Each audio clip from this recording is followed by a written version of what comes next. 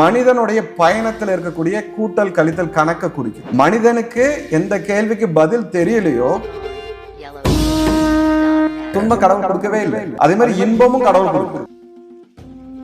எப்போது ஒரு மனிதன் கர்ம வினைகளை முடித்துக் கொள்கிறானோ அப்பொழுது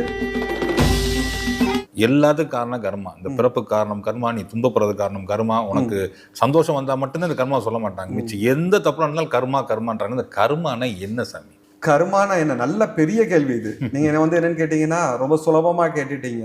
இந்த கர்மானா என்ன? ஏன்னா இந்த கர்மா இப்ப எங்கேயாவது ஒரு இடத்துல ஒரு அசம்பாவிதம் நடந்துட்டாலும் அவங்க உடனடியா கர்மாவால தான் நடந்தது. ஆனா அசம்பாவிதம் நடக்கும் போதெல்லாம் கர்மாவால நடந்ததுன்னு சொல்லுவாங்க. ஆனா சந்தோஷம் நடக்கிறது எந்த இடத்துலயுமே பாத்தீங்கன்னா கடவுளால நடந்தது அப்படின்பாங்க. இல்ல நான் பண்ணேன் அதனால கிடைச்சது, நான் பண்ணேன் கிடைச்சது அப்படின்னு சொல்லுவாங்க. அப்போ இங்க கர்மாங்கிறது எல்லாரும் என்ன நினைச்சிட்டு இருக்காங்கன்னா கெட்டது நடக்கிறது மட்டும்தான் கர்மா. கஷ்டத்துக்கு காரணம் கர்மா. கர்மா நல்லது நடந்தா அங்க கடவுள் வந்துடுறாரு, நான் வந்துடுறாங்க. அப்ப இங்க கர்மாங்கிற ஒரு வார்த்தை இருக்கு பாத்தீங்களா, அது எதற்காக பயன்படுது? இப்ப நீங்க கர்மாவோட பொருள் என்னன்னு நம்ம தேட போனீங்கன்னா அதுக்கு நிறைய விளக்கங்கள் வேதங்கள்ல இருக்கு, இல்லைன்னா நிறைய மகான்கள் கொடுத்துருக்காங்க. நம்ம அந்த விளக்கங்களுக்குள்ள போகாம இந்த கர்மாங்கிற வார்த்தை எதற்கெல்லாம் பயன்படுத்துறாங்கன்னு நம்ம புரிந்துக்கிட்டாலே அந்த கர்மானா என்னன்னு நமக்கு தெரியும். இப்ப இந்த கர்மாங்கிற வார்த்தைய ஒரு மனிதன் துன்பம் ஏற்படும் போது அவன் ஏன் துன்பம் ஏற்படுதுன்னு அவனுக்குள்ள ஒரு கேள்வியை கேட்கிறான். இப்ப நான் பஸ்ல போயிட்டு இருக்கேன், திடீர்னு பாத்தீங்கன்னா வலிக்கு கீழே வந்து அடிபட்டுடுச்சு. நான் நல்லதானே செஞ்சிட்டு இருக்கிறேன், பிறகு எதுக்கு நான் கீழே விழுந்தேன்? அப்ப அவன் இந்த கேள்விக்கு அவனுக்கு பதில் தெரியல. அப்ப பதில் தெரியாத போது அவன் என்ன நினைக்கிறான், நான் ஏதோ ஒரு தப்பு பண்ணியிருப்பேன் அதனால நான் இன்னைக்கு கீழே விழுறேன். ஏன்னா அவனுக்கு கேள்விக்கு பதில் தெரியல. சில கேள்விக்கு பதில் தெரியல. கேள்விக்கு பதில் தெரியலன்னு நம்ம என்ன பண்றோம், இது கர்மாக்குள்ள கொண்டு போய் சேர்த்தோம். மனிதனுக்கு எந்த கேள்விக்கு பதில் தெரியலையோ அவன் அந்த கேள்விக்கு எல்லாம் பதிலுக்கு தெரியாத இடத்துல கர்மான்ட்டு ஒரு வார்த்தையை கொண்டு போய் இணைச்சிடுறான். அப்போ இந்த கர்மாங்கிறது எதை குறிக்குதுன்னு கேட்டீங்கன்னா மனிதனுடைய பயணத்துல இருக்கக்கூடிய கூட்டல் கழித்தல் கணக்க குறிக்குது. இப்ப நம்ம பேங்க் பேலன்ஸ்ல பணம் இருக்கு, அதை எடுத்து நான் செலவு பண்றேன். பேலன்ஸ்ல பணம் இல்லைன்னா நம்ம செலவு பண்ண முடியாது.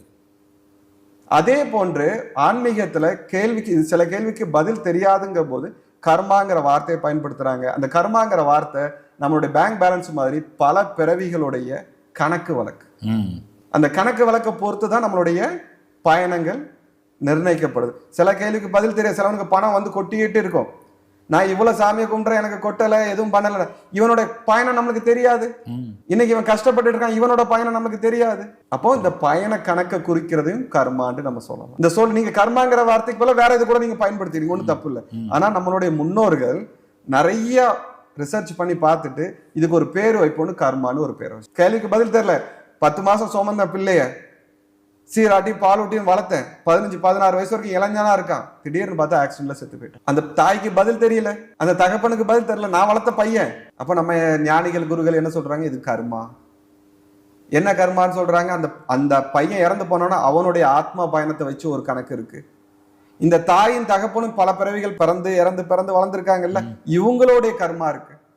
அப்ப கேள்வி தெரியாத இடத்துல ஒரு வார்த்தையை பயன்படுத்துறாங்க, அதுதான் கர்மா. இதுக்கு இதுதான் அப்படின்னு நம்மளால பொதுவா இந்த பாவத்துக்கு தான் அது கர்மா அப்படின்னு அர்த்தம்னு நம்மளால சொல்ல முடியாது. இந்த புண்ணியத்துக்கு தான் இதுதான் சொல்லவே முடியாது.